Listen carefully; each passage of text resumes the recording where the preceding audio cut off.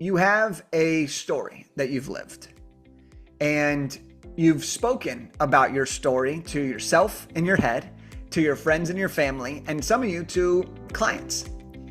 The only thing that's different about doing all of what you've already done and making it into a book is just the format. You've already spoken a book, you've already talked a book, you've already written a book, you just haven't put it in book form. Hey, and welcome to today's conversation. I'm your host, Deidre Sirianni, and I am super excited to be having a conversation today with Jake Kelfer, who is the founder of Big Idea to Bestseller, an elite book publishing company that helps entrepreneurs and executives write, publish, and launch books for business growth and impact. He is a 4 times best-selling author, energy motivational speaker, and hype man and investor. So I am so excited to be welcoming him into the show. Him and I are both a part of an elite mastermind in LA, and it was so great to connect with him about a year ago because him and I were actually already connected through an introduction years ago. So some of the themes of today's conversation is really about believing in your vision, believing in your work, getting out of your own way, and really looking at potentially some of the visibility wounds or blocks that you have that may be in the way of you putting yourself out there in a bigger way, going after what it is that you want. And really, this conversation is about giving yourself permission to put your work out there in a bigger way, even if you're just a couple steps ahead of the person that you are here to support. So let's welcome Jake to the show. Jake, I'm so happy you're here today. It's so great to see you. And Jake and I know each other. We're both in a mastermind together because being in the room and having the right mentors is literally the foundation or the fast track to achieving your goals. Like, it's everything. Would you agree? Yeah. First of all, pumped to be here. We're going to have so much fun. And yeah, being in the room is awesome. I'll be honest, I was hesitant to get in the rooms early on, even though I come from a sports background where I know how valuable coaches are, but the thought of investing money before I had the money to invest was the scariest thing. And then I did, and I just kept making more and more investments, and my business kept growing. And I'm sure we'll talk all about it, but I love being in the room, and you got to meet great people just like yourself. Yeah, it's so amazing. The collaborations, the connections, the people that you meet that move things forward of like your specific goals is amazing. And so I'm so grateful that we've connected. And yeah, I'm stoked to dive into Big Idea to Bestseller, how to be a best-selling author, all the things that get in the way. But first, before we get into that, like, how did you get into, this work of helping people write, publish, and launch their books? Yeah, I laugh a little bit because if you would have told me 10 years ago when I was graduating college that I'd be running a publishing company, I would have called you crazy. Okay. Right. I wanted to work in sports, and so that's what I did out of college. And I actually worked for the Los Angeles Lakers. I'm a big basketball guy, and it was Kobe Bryant's final NBA season. And while I was with the team, I got so inspired by Kobe, and I was like, how could I do this? How could I inspire people all over the world? And at 23, I didn't really know a whole lot, but I did know how to help my fraternity brothers and people in college get internships, get jobs, get interviews. And so I said, screw it, let's do it. I wrote a book at 23, became an Amazon bestselling author, and was like, this is amazing. Right? I was like, this is crazy. And then I was going to colleges across the country being paid to give talks when I was just a year older than a lot of the people I was talking to. And I just did this for fun. I built a speaking career on the back end of it. I still did some work in sports. And then the pandemic happened. And I was really trying to figure out, okay, all of my speaking revenue went to zero. All of my sports revenue, I was doing these big basketball events, went to zero. And I was like, okay, let's really build something special. What are people asking me? And lo and behold, everyone was like, how did you write these 3 books at the time? How did you get paid all this money to speak? And I was like, let me teach you. And that led to being a book coaching business that's now evolved into a full service publishing company. I love that. I love that it was like the pandemic kind of was like, what do I do now? I think a lot of people have had that experience where, the pandemic happened or they've had some life experience happen and they're like, I want to do something different. I want to pivot. So I love that you asked, what are people asking for? Because the more I grow and expand in my business, the more I'm aware of like, oh, everyone's asking for this thing, but I don't have a product or a service yet. Do I want to do that or do I want to outsource it and send people to someone like you or someone who does something that I don't offer yet. Right. So I really love that. So let's talk a little bit about, so you were a speaker, you started touring, you're 23 years old. That's really young to be doing all of that. So pretty badass. A lot of people who listen to this podcast are entrepreneurs. Some of them are new. Some of them have been in business for 5, 10 plus years, and they're wanting to get more into speaking, but they don't necessarily have a book yet. So how does having a book, play a part in getting the speaking gigs and also getting people into your programs? I think having a book makes it a lot easier.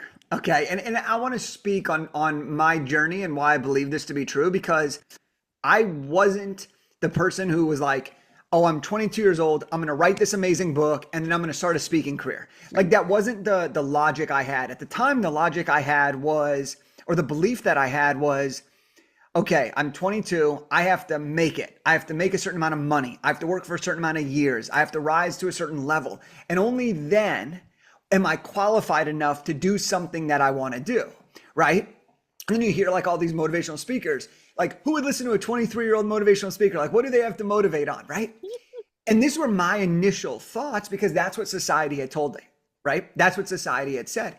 And when I really, really broke it down, I realized that none of it was about how much money you had, how much success you previously had, but all of it was around, are you 1 to 2 steps ahead of the person you want to help?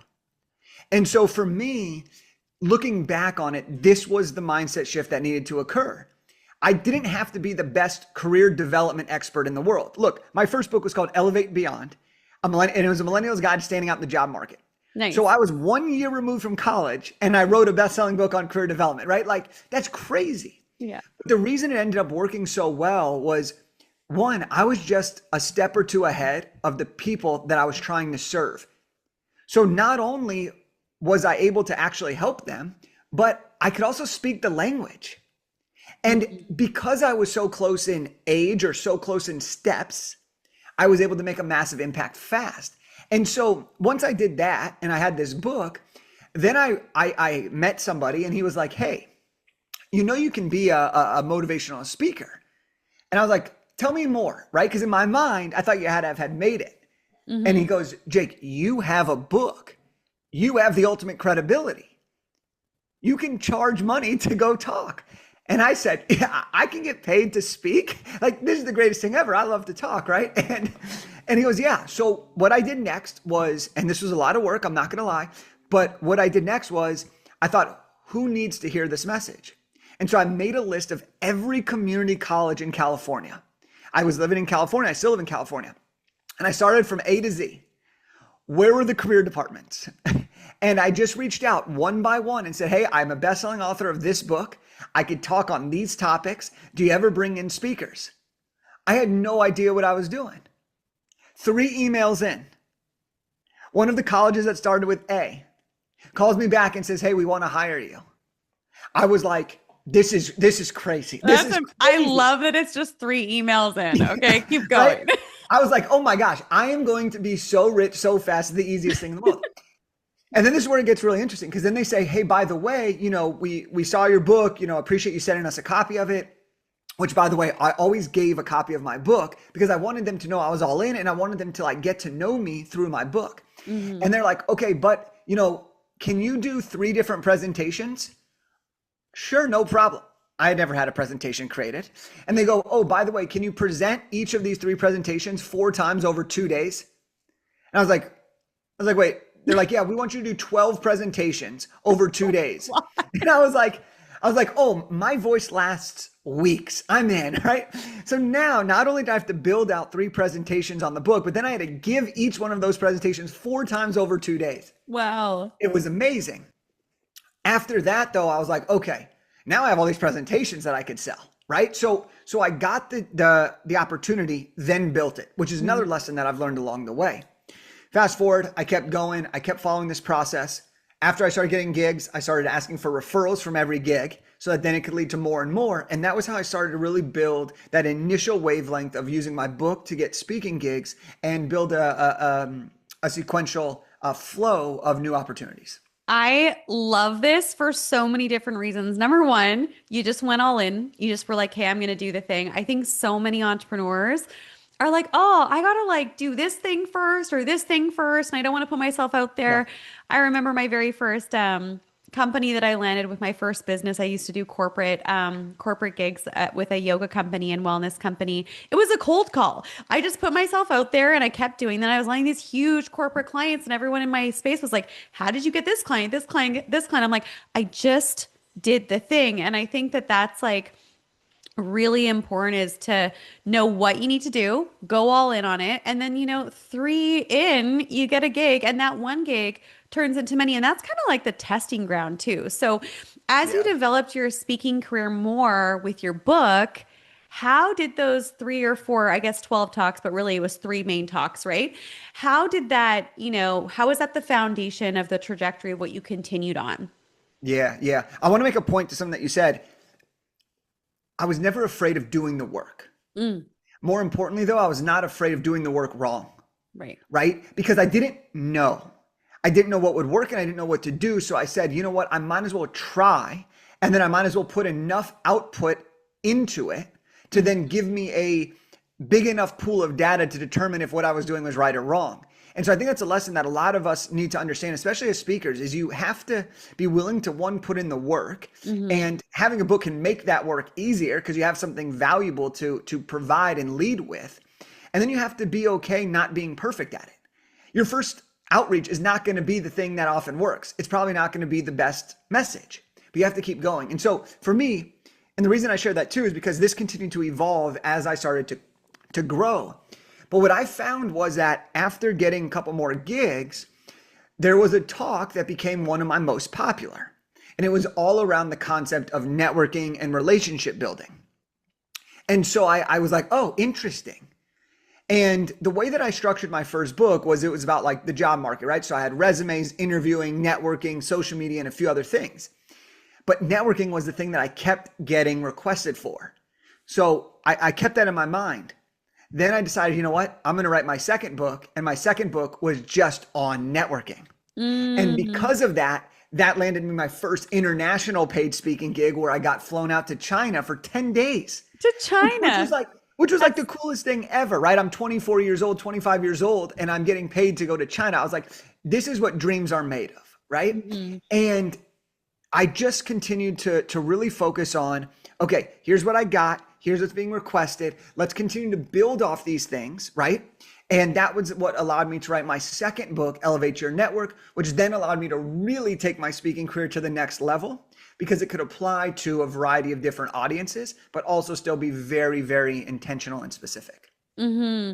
What I'm really hearing too with what you're saying is, what's coming through for me is the pivot. Like, let's say you are a specific type of coach or trainer, or you have a specific business and you're like, hey, I want to make a pivot and I want to do it in a strong, effective way that opens up podcast interviews, stages, etc. Writing a book is like the gateway to making that happen because once you have a book, like you said, people take you seriously. You're not just another coach on the internet that's like, hey, I'm going to tell you how to do this. So, Yeah. I'd love to hear your feedback a little bit on that of people who have a book versus people who don't have a book for speaking gigs and also more opportunities, like how you see that in this space.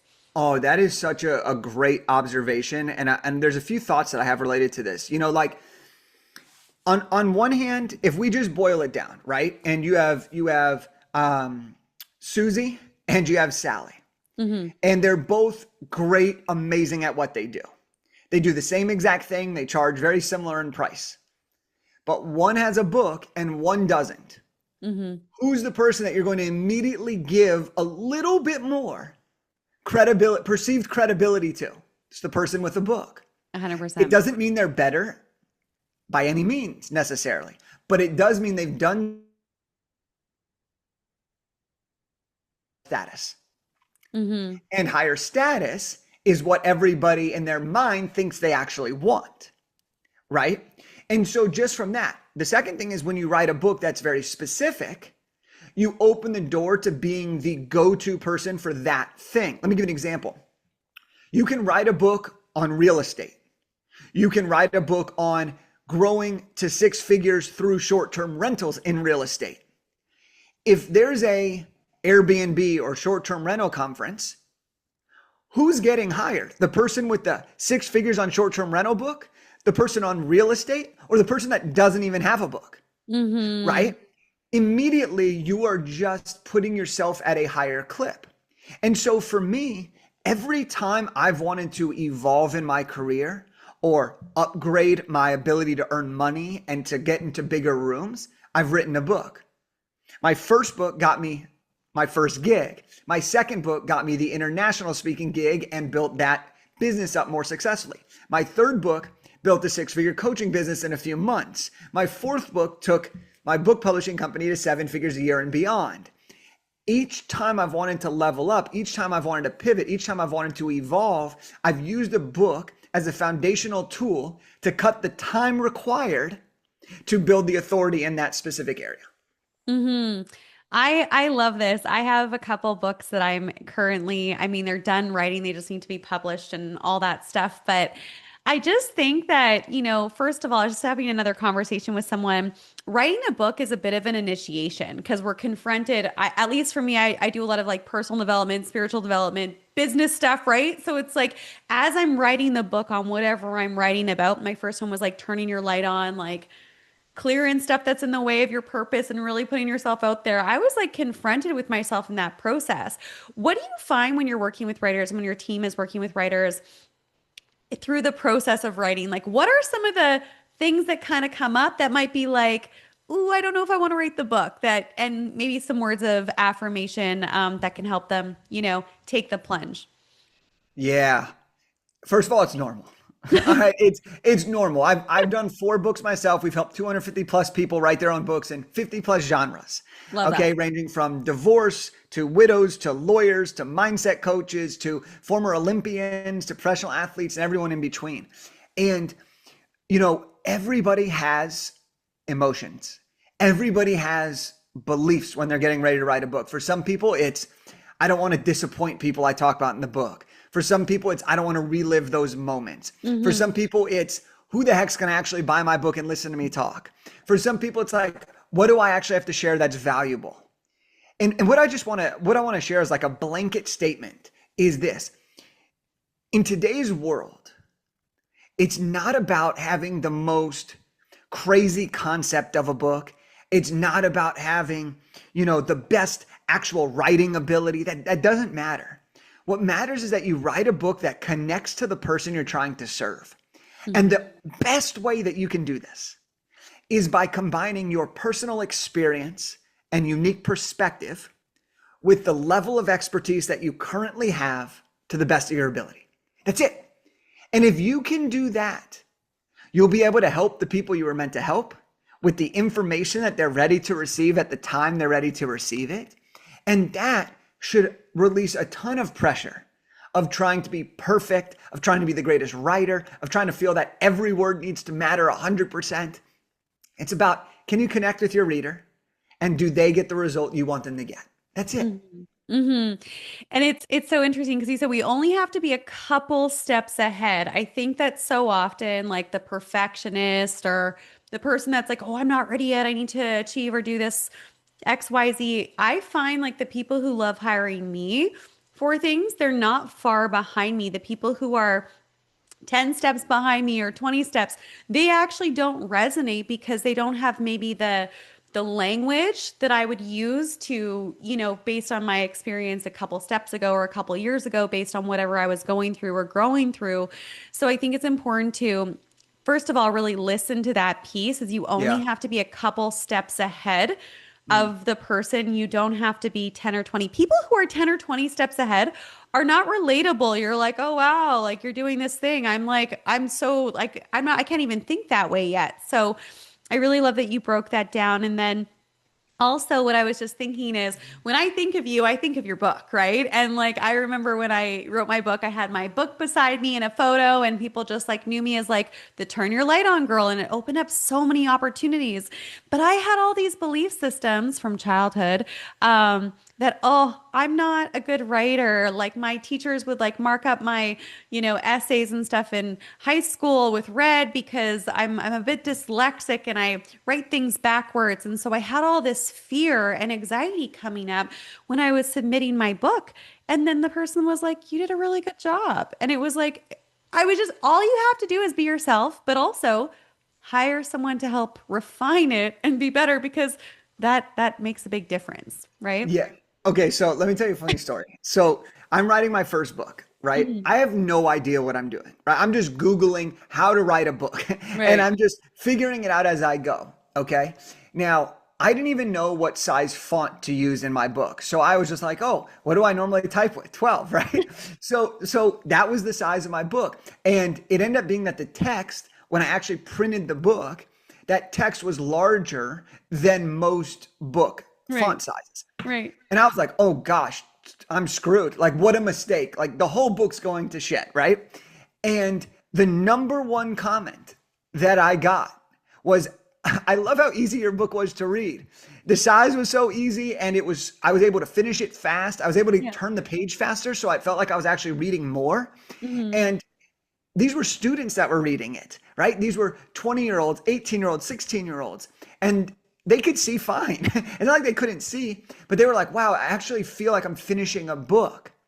And I was like, oh my gosh. So sometimes these insecurities, these mistakes, these things that we're so like afraid of like just being honest about or showcasing is the thing that will actually help us so much in the process. You know, Hmm. my second book, all right, there's another funny story.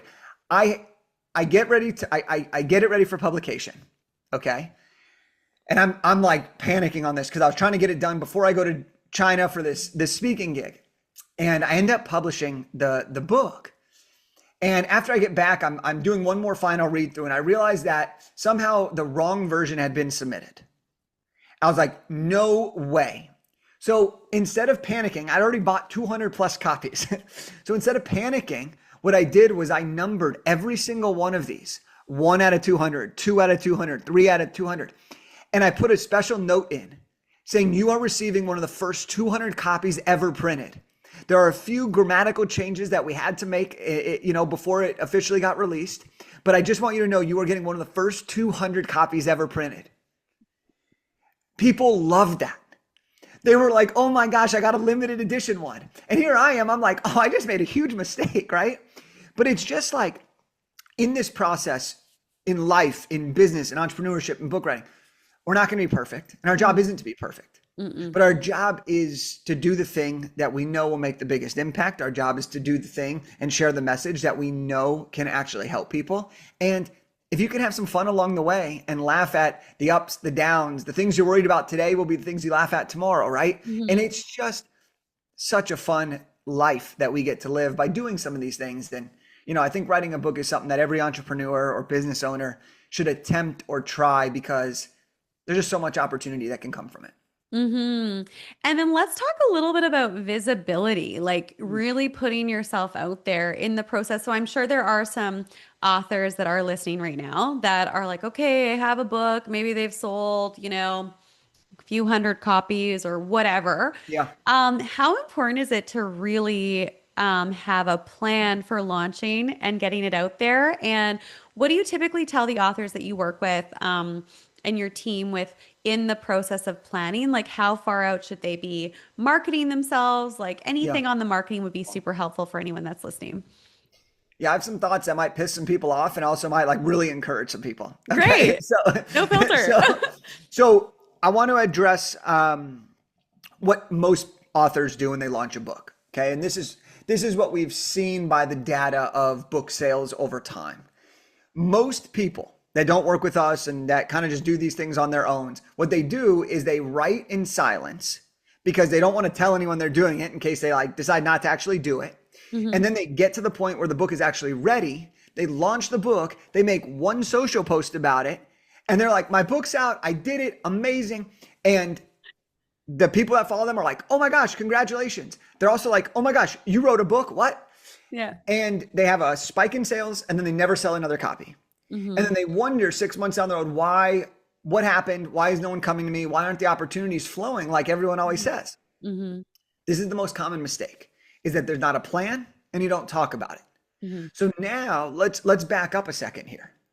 The time to start marketing your book is the day you decide to commit to writing the book. All right. And what I mean by that is not, okay, I need this full-on marketing plan. I believe there's two types of material, content, that everybody can benefit from when writing a book. The first is what I call milestone content. So all you're doing with milestone content is documenting the journey and including your audience along the way. So for example, you're like, I'm writing a book and it's coming out this year. The first thing you do is you make a post. I'm writing my book. I'm so nervous. I'm so excited. I have all the emotions. It's going to be on this topic. Who's with me? And you just start documenting the milestones. I just wrote the first page. My outline's complete. My rough draft's done. And you just document this along the way. Celebrate the milestones.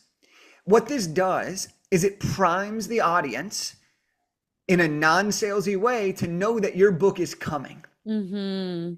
By posting about it or by creating polls about it, you're also generating interest of people who want to support you, Mm-hmm. AKA leads, Mm-hmm. AKA buyers. And so what you can do often if you do this, you will get people interested, and you can even convert some of them before the book's even done, using the book as a bonus gift in your process, okay? Mm-hmm.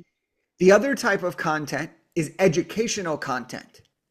As you create your outline, as you write your book, just share what you're already writing and share those things in the form of 3 things I'm going to teach in my book are this, this, and this.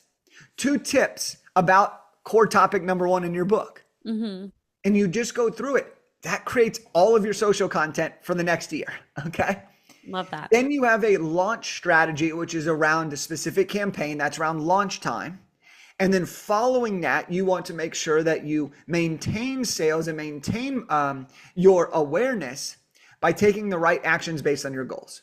So if you want speaking engagements, what's the core focus? If you want to be a bestseller, what's the core focus? Mm-hmm. If you want to generate leads and sign clients, what's the core focus? Mm-hmm. And then you build out your plan based on that.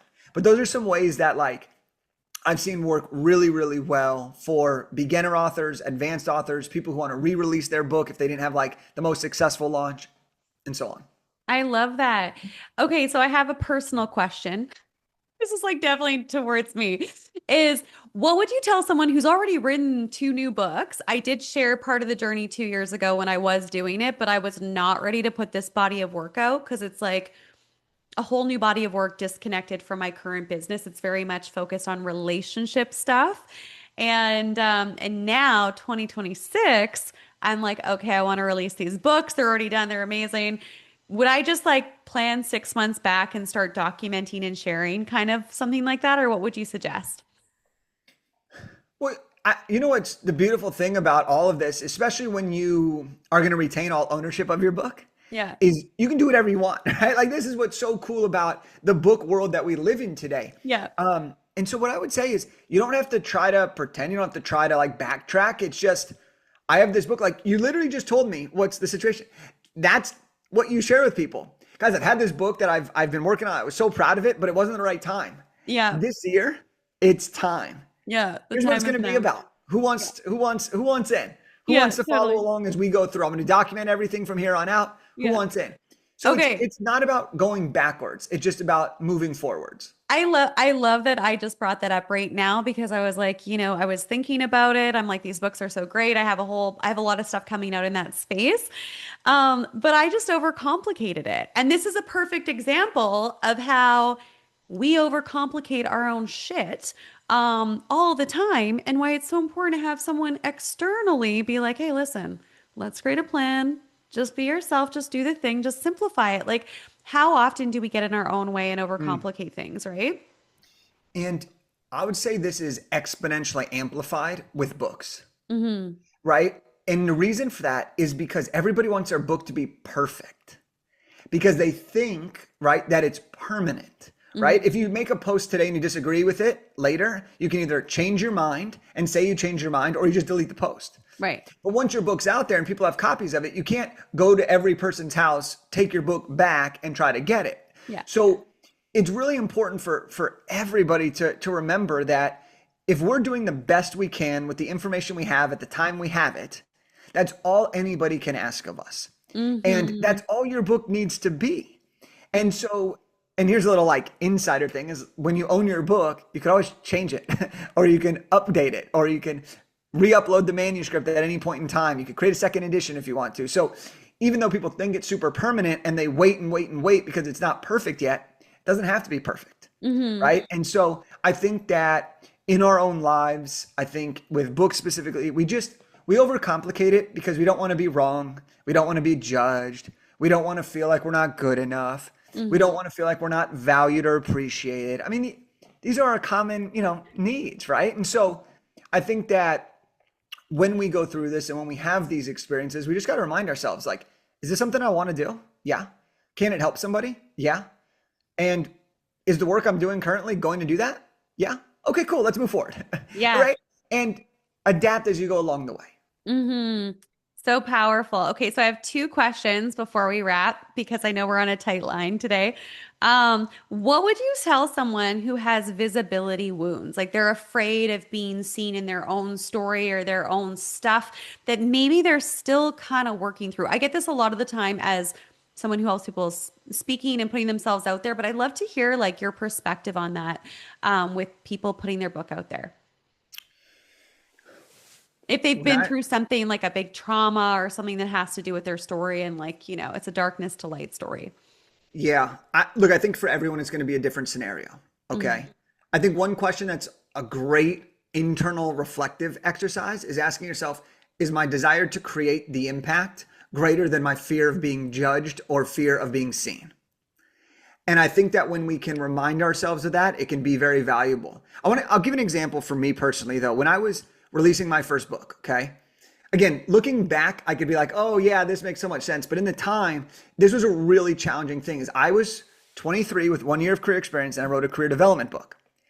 All of my friends, all of these people started talking massive amount of shit behind my back. Who Mm. does Kelfer think he is writing this book? What does he got to say? Why is anyone going to listen to him, right? Right. And I heard all of it. Oh And these were no. good friends, right?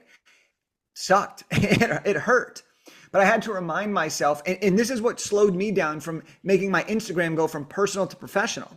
Because Instagram was just like, this is what you do on Instagram. You don't promote stuff. You don't Mhm. talk about things. Now, again, looking back on it, completely different mindset. But in the time, those were things that held me. So in a way, I had this insecurity around being seen for the future Jake that I wanted to be. Mm. And I was so focused on what people thought of me in that moment that I sometimes let it hold me back from the person I knew I was supposed to become. Hmm. And once I did, the thing that shifted though was once I had enough repetition and once I started to see the fruits of my labor, it all started to shift. Fast forward now, I'm a decade out of college. My first book's been out for almost a decade. Okay. I can confidently say that a lot of the people that talk shit back then are now wishing they could be where I'm at today. Hmm. And it's just a reminder that it's not about comparing ourselves. And I'm tying this all into being seen, the visibility. It's not about comparing ourselves. It's not about letting and worrying about what other people judge us for, but it's about remaining true to who we are at our core and Hmm. just understanding like, is the person I am today, am I proud of this person? Is the person I aim to be tomorrow, will I be proud of them? And if you can just go one day at a time and just remind yourself that you're loved, that you're valued, that you are meant for this, it's all going to work itself out. But it's not going to be easy because it's going to hit the parts that matter the most. And you have to break through in order to feel that next step. Woo! I'm feeling that. And it's also we become the version of ourselves through the process of doing the thing. It's not like all of a sudden you're going to just be confident. It's like you do the thing, you continue to show up, and then you become confident like when you start getting results. So, really powerful. One more question for you is So, what if someone is afraid to hurt others because their story involves some other people, like their family, all of these things?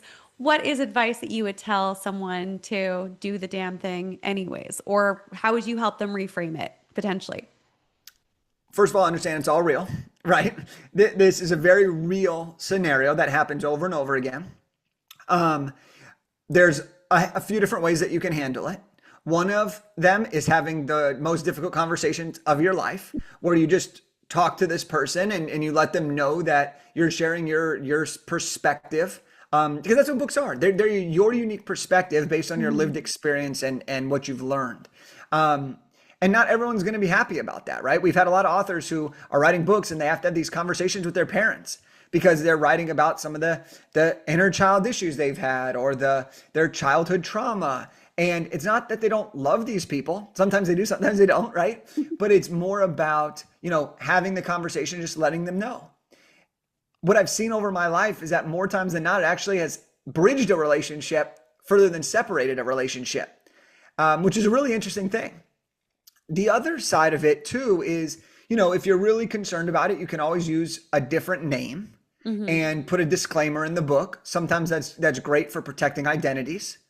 And then, also depending on what the topic is, you may even consult with a lawyer just to make sure that everything's protected and that you're protected. Because at the end of the day, you're writing a book because you have something to share. You have a belief system you want to share. You have a life experience that you want to share. There's a reason you're feeling called to do this. And so if we can eliminate the roadblocks that stop us from not being willing to share it when it comes to hurting someone else or worrying about this, then we're able to move forward more confidently and really step into what we're meant to say.